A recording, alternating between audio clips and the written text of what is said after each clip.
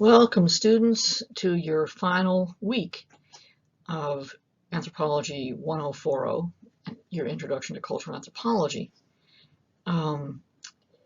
This final week, we'll look at issues involved with globalization, or what we might call global society, and global culture. And we'll look at where we're at in the world today as we are in the 2016 of the new millennium. Where are we headed? We'll look at the role of anthropology in this new millennium, mainly from the point of view of applied anthropology. And we'll look at the current state of global society, particularly affecting indigenous peoples, but also in the world as a whole. And we'll look at how we got to where we're at and where we're going. You've read an article, or will, for this week called The Price of Progress. And that's certainly worth looking at because it frames the point of view that in our new millennium, we're facing global challenges as we never have before. One of these is the challenge of underdevelopment in much of the third world, and also ecological challenges. And I want to make the point, especially in this last week, of how interconnected cultural survival and, well, literally global survival, certainly ecological sustainability in the world as a whole, are interconnected and are both challenged at this point in time. So let's get started. So coming from our discussion last unit and the film that you saw on the anatomy of prejudice, which you've had quite a very deep response to in the discussion board and also in your essays for the last unit. I want to bring this notion of diversity to an even higher level. I want to say, and here's one of the reasons I looked at American culture for you last unit, and then this unit we'll look at global society issues. I want to say that, as it says on this slide, the degree to which and the manner by which, of course, we accept and benefit from diversity at home is a measure of how well we will deal with it in the world as a whole. So the degree to which we deal with and meet our challenges involving diversity, including prejudice and discrimination, and as the slide also says, linguistic pluralism, is a measure of how well we will deal with in the world. Why? Because the United States is a first world nation that has influences that ramify throughout the world. What we do at home certainly affects what happens everywhere else in the world to a large degree, more than you realize even, and we'll look at that in terms of how that's happened through processes of colonialism and then later neocolonialism. Well, if we don't appreciate diversity at home, how are we going to appreciate it in global society? If we value diversity at home, then we want to allow people to continue to have distinct subcultures in this society, for instance, which are respected and empowered. If we don't, how are we going to face problems of cultural sustainability in the rest of the world? Are we going to aim for a one world culture in which Western values dominates over all other indigenous cultures and points of view? Certainly as an anthropologist, I hope not. Because this week, for instance, I just read that Stephen Hawking, our wonderful physicist, has actually stated he now doubts whether the human species can survive the rest of this millennium. He doesn't think we're necessarily going to survive into the next millennium. That's a challenge. He thinks, therefore, we need to get off the planet as soon as possible, start colonizing elsewhere. What he's referring to is the crisis of global climate change and the influence of the West on the rest. I want to say that to the extent that indigenous cultures can maintain their distinctiveness, we have some hope for ecological sustainability. But to the extent that indigenous people's rights are not honored and respected, especially with regard to their environment, then the species as a whole is at risk. That's a pretty big statement, but I'm going to support it throughout. And you're going to see a film this week called Kayapo Out of the Forest. Definitely want you to look at this, whether or not you still need to do a film report. I still want you to see the film, and I still will ask about it on the final quiz. The Kayapo Indians of Brazil and Venezuela are one of the strong indigenous groups who have been standing up for cultural sustainability, for protecting their culture, and particularly for protecting their ecosystem. You'll see that in the film. We'll talk more about it later. Let's move on. Okay, so since World War II, and increasingly thereafter, let's start by recognizing that there are no isolated, pristine cultures and societies left in the world today, because all nations, in one way or another, are now connected by means of economic and quasi-political ties as well into the global market. This includes colonies formed with colonialism from the 1600s or so since, and also former colonies, since neocolonialism has given independence to former colonies and yet maintained economic and political ties. The result of the aftermath of colonialism and neocolonialism in the world, which has formed what I will call here a global society, has been, for most people, the condition of underdevelopment, especially in what we call third world nations, and under poverty anywhere in the world.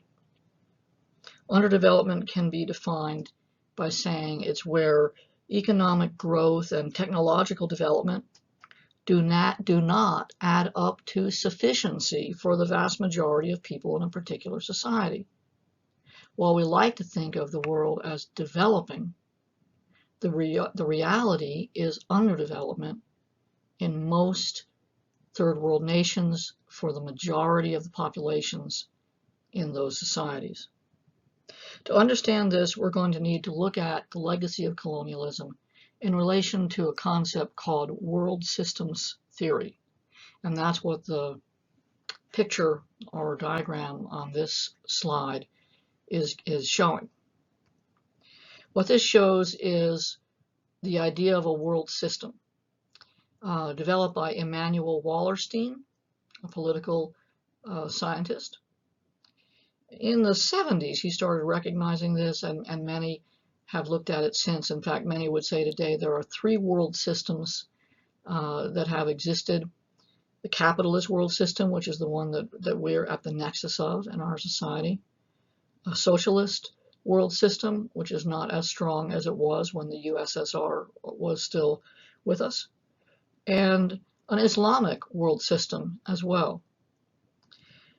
Emanuel Wallerstein and others have pointed out, though, that all of these world systems, there's another guy, Peter Worsley, by the way, who wrote a book called Three Worlds, looking at these three world systems. And Emanuel Wallerstein and Peter Worsley would agree that these world systems, although they might have a different ideology or political background, have the same structure. So here's the structure of a world system. The structure of a world system is that you have a core nation or core nations at the center. These are self-sufficient economically, essentially anyway, self-sufficient nations, which are or were colonizers under colonialism. Then there's a semi-periphery, so you can think of this as sort of concentric circles going out from the first world nation to the Second World nations. Second World nations are independent nations like France or Portugal or Spain that are small economically and yet also have been colonial or formerly colonial nations. That is, they've had colonies in the world, and so they maintain ties with the rest of the world, although not to the same degree as First World nations. Third and Fourth World nations, you've heard Third World nations. Third World nations make up the majority of nations in the world, always have. And these are indigenous societies that don't have the same global clout as political units as the rest of the world, although many are now members of the United Nations since World War II. Fourth World nations are a very small group of nations, but they are nations within nations. Fourth World nations are, for example, Native American reservations. And under apartheid, the homelands under apartheid in South Africa. So these are nations which exist within dominant societies and have some degree of autonomy, and yet to another degree are also administered by the dominant society, or affected by it, certainly engulfed in it. Okay, so that's the general picture of First World, Second World, Third World, and Fourth World nations. And the world system point of view says that all nations are interconnected through a global economic and, by implication, cultural and also political ties. And you see with the arrows on the chart here the directions that these influences are understood to go in. Certainly the core nations, the First World nations and Second World nations, breed dependency in the rest of the world. They draw in raw resources from the rest of the world.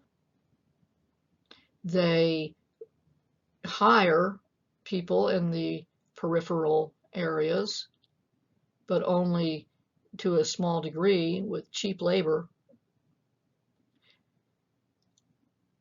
They export, First World nations export manufactured goods, so they bring in raw resources through cheap labor, and in turn they export manufactured goods. Some of this is through plantations, etc., where Third World nations on coffee plantations or sugar plantations, tobacco plantations, right, harvest the raw materials, send them to the core nations, who then manufacture and send them back out for a profit, obviously. A consequence is underdevelopment in the Third World and Fourth World nations, as I've just defined, where the majority of people in Third and Fourth World nations do not earn enough really to even sustain themselves. Notice another effect or output from the core nations are ecocide, ethnocide, hegemony, and sociocultural transformation. You see those on the right in the chart here. Let me explain. Hegemony means the cultural values of the core nations are being, so to speak, exported to the rest of the world. Remember, we talked about Nestle's bottle baby syndrome, right? The ideas behind that, the idea that to have a happy, healthy baby, you need these Western products, right? It's certainly not true, but is certainly an imposition from the core. Ethnocide is a big term here. Ethnocide is the systematic destruction of a people's way of life.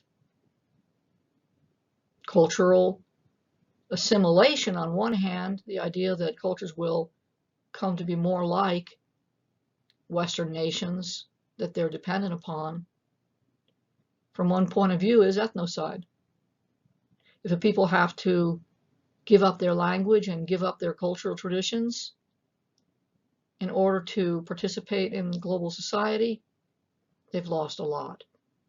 Language death, cultural death, means sort of the cultural homogenization of the world, but it doesn't mean that everyone's equal, right?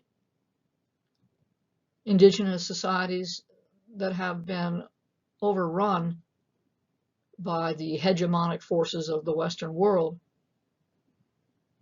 have little left, certainly of their own. And I'm going to give you an example of that in a minute. Along with cultural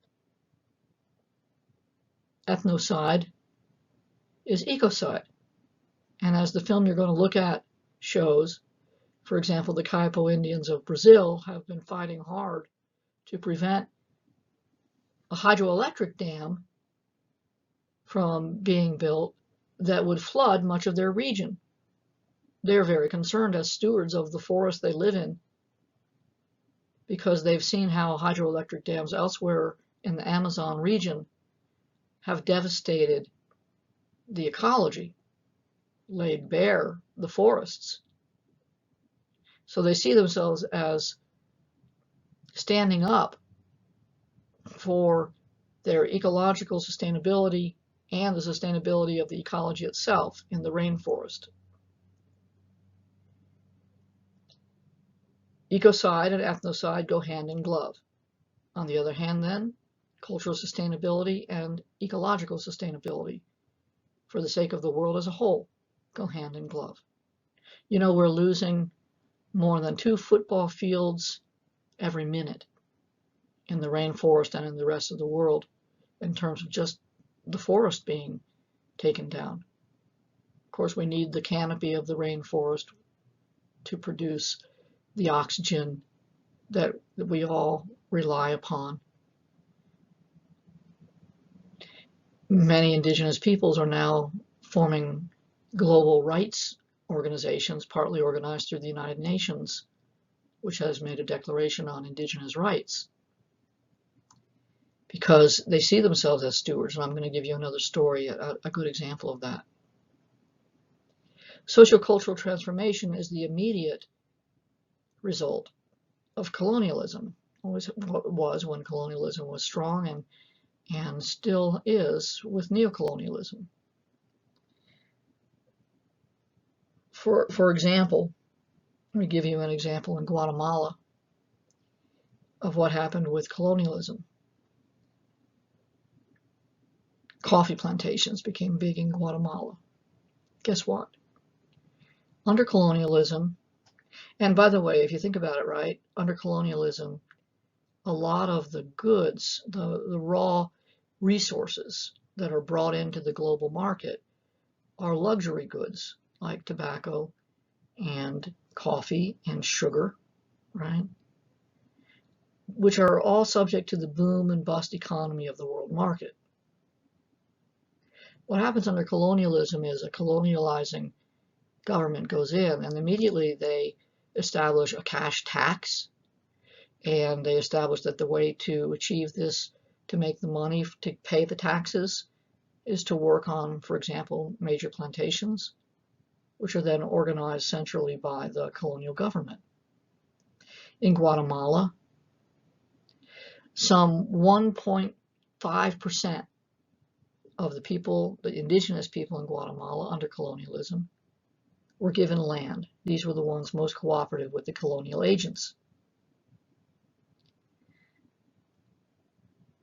Some 90% or more of all arable land in Guatemala was immediately put to plantation farming, mainly for coffee. A small percent, maybe 10%, of the indigenous populations then also formed what's called media masa, a service sector surrounding the new towns and cities that grew up in order to support the plantation market economy. Some 89% or so of all the indigenous peasant populations became peasants and worked mainly on the big plantations for very, very little money. Not enough to sustain their families. Given an example of Guatemala that's been described, for a given family where the man may work up to 14 hours a day on the coffee plantation in the high seasons, the wife may go to the company market, company trading post during the month to get manufactured goods from the West, you know, fully manufactured coffee, flour, foods, canned foods, and she'll get those on credit at the company store. Now, by the end of the month, the husband's paycheck comes in, and very often the family now owes the company because they have consumed more than they earned with the short wages. This may lead the women to go have what we call sometimes the second day, have to work out of the home, come home, take care of the kids, and cook and all. Kind of a problem in Latin America as a whole. So immediately when colonialism begins, only a very few people in the indigenous societies, not the original leaders usually, are given land grants, etc., to be cooperative. The vast majority experience underdevelopment. One more example is from Panama, which produces sugarcane. Within a 10-year period in Panama, after colonialism, nearly 100% of all Panamanians were working in the sugarcane fields. There was one factory, which was a state-owned factory connected to the colonial government. So within a 10-year period, the society was completely transformed from being a self-sustaining, economically efficient rice farming community to being a plantation-based economy where, again, only a few at the top had land and enjoyed the profits from the sugarcane factory, and the vast majority were transformed immediately into peasants working on these plantations for slim funds. It's no wonder that revolutions or revolutionary movements have been rife throughout the third world and fourth world nations as a consequence of this underdevelopment, which is also what your article, The Price of Progress, is all about, right? Let's move on. So this is just another look at a world system from the point of view of the relations between the core, the periphery, and you could call it really the semi-periphery and the periphery, or margin, they call it for the third degree here. Again, all nations then are interconnected through this global economic and political system. That's something that will probably never go away. But certainly the quality of life is different whether you're in the core, and also, by the way, being privileged within the core versus experiencing poverty even within the core, to the periphery and to the margin. Why has outsourcing become such a major business, profitable business technique? It's because first world nations can pay much lower fees, much lower wages in the second or third world, and then bring back from those societies materials that they can then profit from. Looking at the overarching influence from this point of view, looking at the Western capitalist world system of the West on the rest, as we often say, you can see how powerful the wave of cultural influence these hegemonic forces are.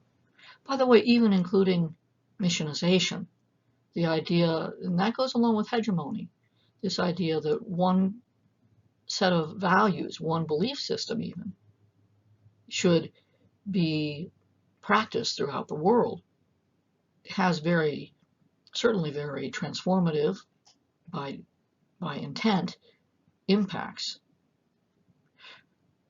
If we take this culturally relativistic point of view that I've been advocating throughout the semester, we would want the kinds of change that will occur in the world. I'm not saying that people aren't going to change, but we want the nature of that change, as with the Amish, to come from within. Only when people within third and fourth world nations choose to make gradual changes that still sustain their values, their way of life, can that kind of development take place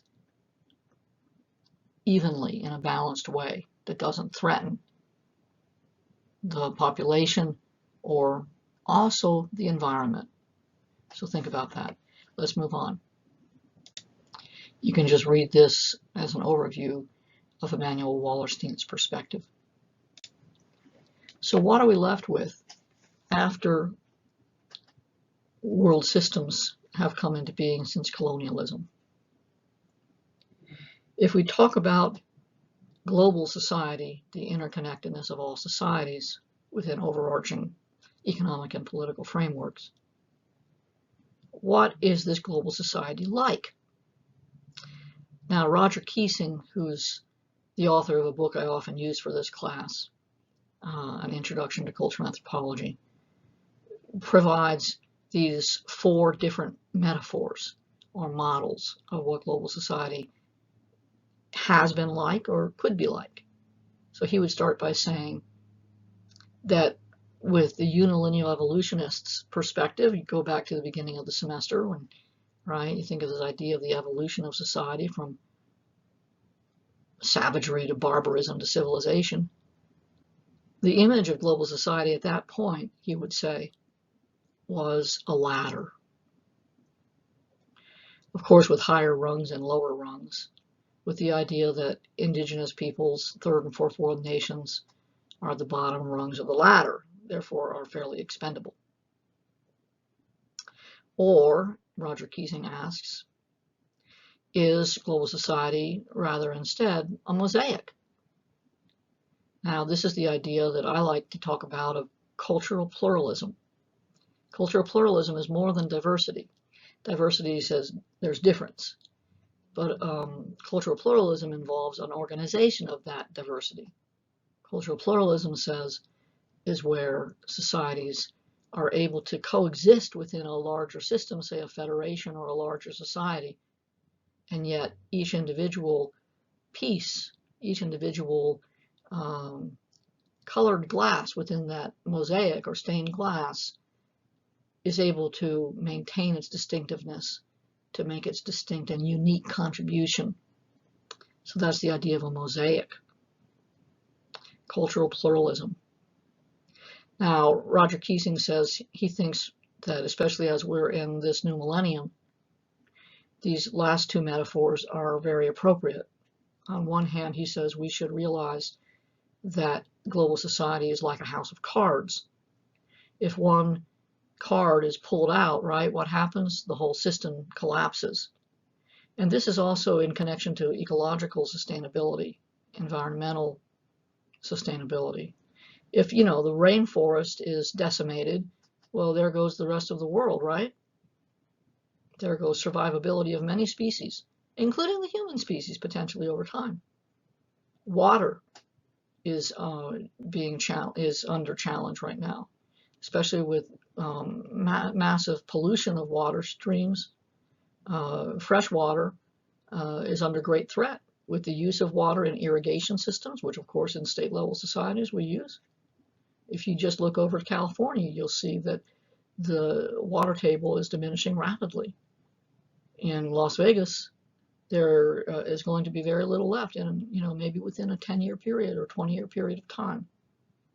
So the world is facing major challenges with regards to resources.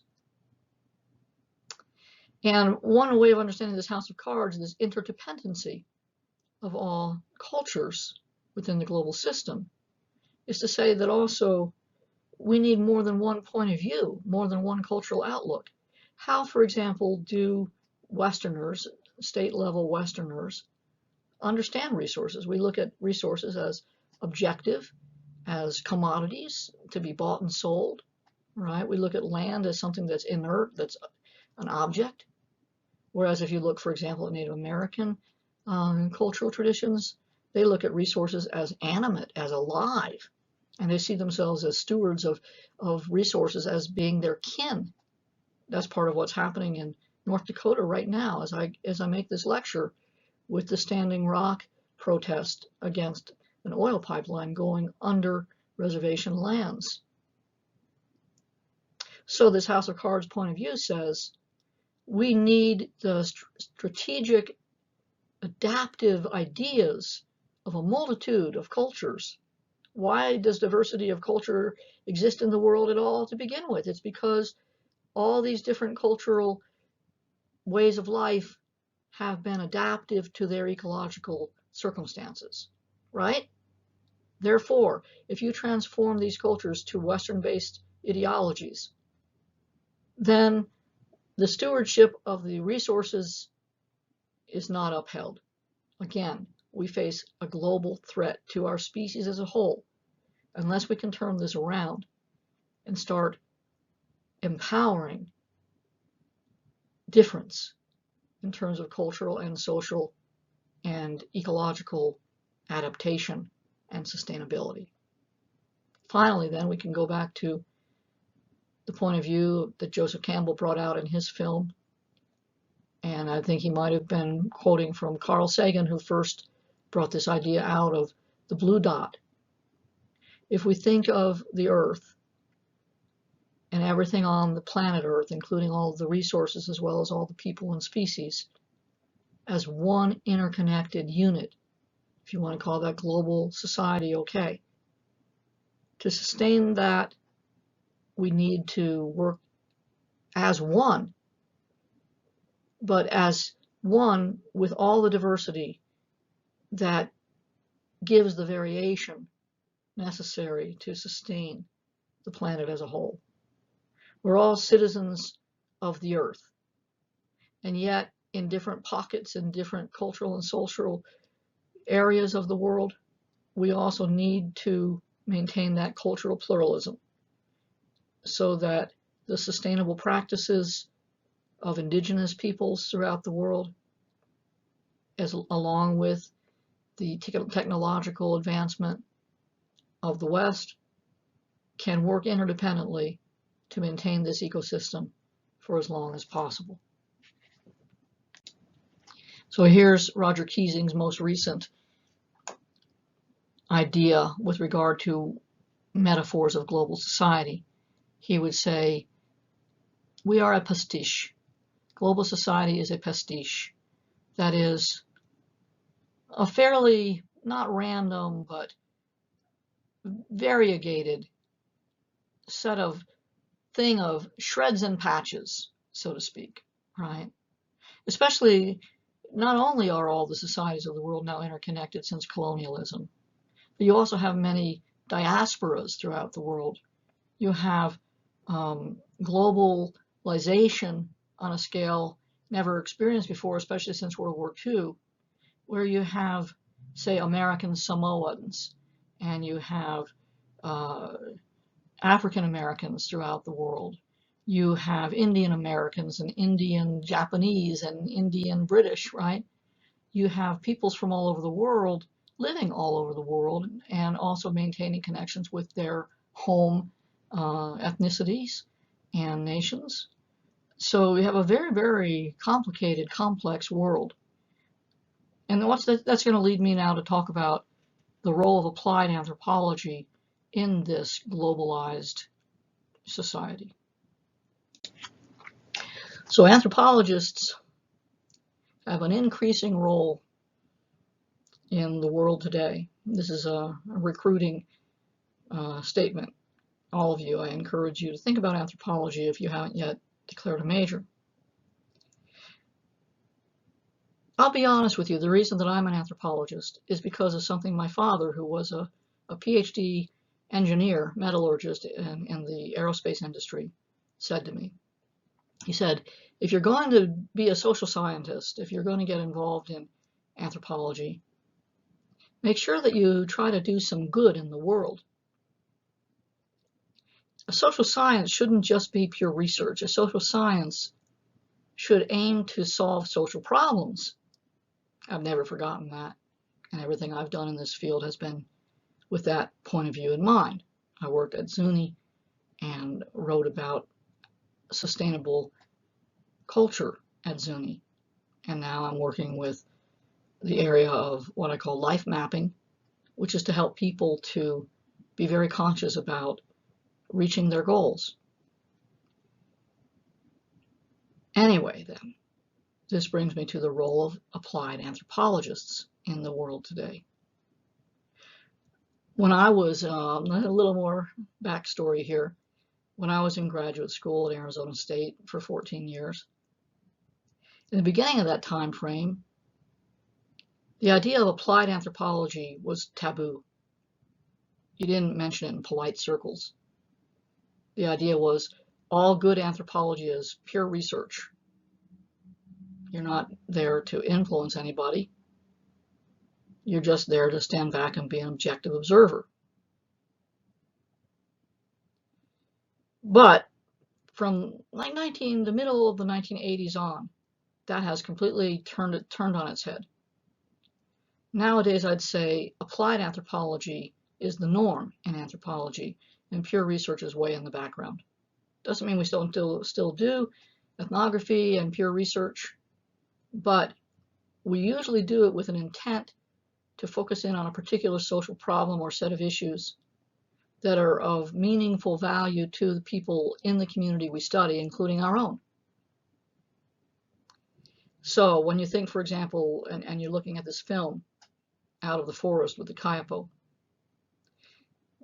these Indians use airplanes and video equipment. Well, Christy Turner, I think it was, maybe not Christy Turner, but the last name is Turner, was an anthropologist, an applied anthropologist working with the Kayapo.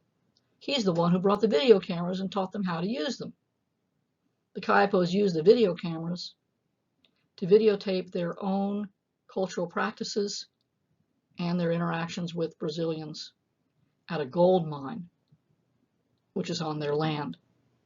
For example, they videotaped an interaction with the gold mine people who said they would give 10% of the profits to the Kayapo Indians. So then, when the profits started coming in and the Brazilian officials tried to give 1%, they were able to show them this video to say, no, you said 10. Well, what do the Kayapo do with that 10%? They use it to sustain their culture. They buy airplanes so that they can fly over their land and protect it. If they see Europeans trying to form farms on their land, they drive them out. And you'll see this whole film is about using some of those resources also to prevent a hydroelectric dam from flooding the Xingu River that runs through much of Kayapo country. Technology is not an evil in and of itself, and third world peoples are certainly capable of recognizing that. Even the Amish now use some technology for pasteurizing their milk, etc., that they wouldn't have used before. But they do it within the context of their own values, of maintaining their values. So, applied anthropologists have specific roles with relation to the rest of the world. In one sense, we are culture brokers. What that means is that we're like middle persons, standing between these Western, national, international organizations or companies, all right, or polities, and these small third world and fourth world nations, so to try to help translate both directions. So that, but especially looking at the second point here, to lend an ear and to give voice to indigenous peoples who are generally disempowered in the world. So anthropologists can listen to the grievances and to the needs of people in third world nations like the Kayapo, and through video and many other ways, through writing, through advocacy, can give voice. One thing that's very important since what we would call postmodernism in anthropology, and that's again from the 80s on, is the importance of giving voice from the point of view of collaborating and even co-authorship on ethnographic and other cultural materials that give an accurate, authentic portrayal of the needs and demands of people in third world nations. Some anthropologists do law, are lawyers on behalf of third world peoples. Some are involved with United Nations indigenous rights movement, aiming to give voice to indigenous peoples by helping them to coordinate international survival, cultural survival movements, etc. NGOs, for instance. This brings us to the point of view that Laura Nader has talked about, and I've seen her talk about this when I was at Arizona State University. Laura Nader, you may recognize the last name, is the sister of Ralph Nader. She's an anthropologist with degrees in anthropology and in law at Harvard. She now teaches or has taught for many years at Berkeley. Laura Nader's idea of studying up is very important for applied anthropology. She says applied anthropologists can study up in two different ways. One way is simply to study other peoples, non-Western, non-first world peoples, in terms of what they've done right, in terms of their sustainable practices, sustainable farming practices, for instance. I'll give an example in a minute. If we stop looking at the rest of the world in terms of what they lack that we have, and instead look at what they have that we lack, then we can all learn from each other. There again is that house of cards metaphor. So she says we should study practices in the rest of the world that are sustainable and that we could apply to some of our own problems as well. One example is the Mayan Indians that still exist today in the Yucatan. Now, when the Mayan Empire fell around 900 AD, people didn't all just die off. Those who survived adapted. They continued to live in the Yucatan, but they de-intensified their way of life. They went back to horticulture, slash and burn horticulture in the Yucatan, with some rotation cropping. And they've been able to maintain the rainforest, the Lacandan, L-A-C-A-N-D-A-N Maya, for instance, ever since. Until Europeans, of course, have come in, built roads, cut down trees, and put cattle in that region. Well, if you graze cattle in the Yucatan area, in the rainforest, that land can never be used sustainably for farming ever again. It depletes the resources to that degree. So here you have the Lacandan Maya living in an ecologically sustainable way, for over a millennia.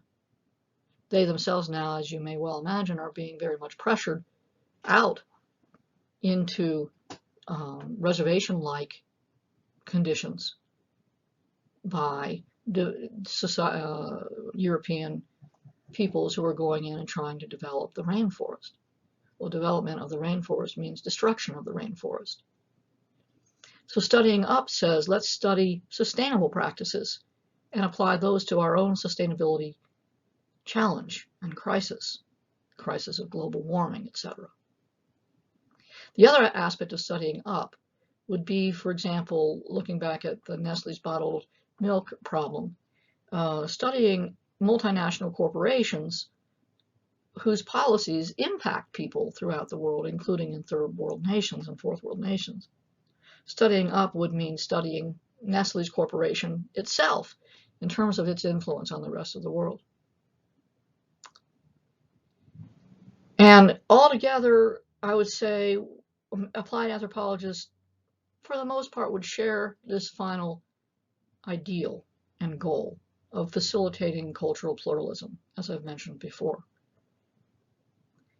As we become more and more one world, we must maintain more and more difference.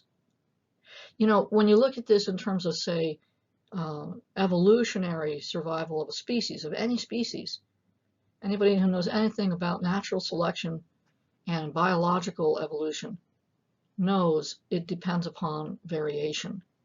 Variation in a gene pool allows a species to transform by adapting to changing ecological conditions over time, right?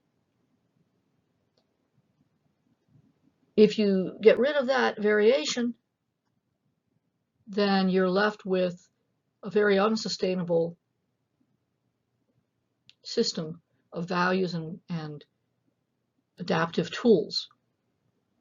So this whole point of view, again, goes back to the idea of the house of cards, the idea of the blue dot, that we need to reverse our hegemonic one world value point of view and to come back to valuing cultural pluralism, including linguistic pluralism.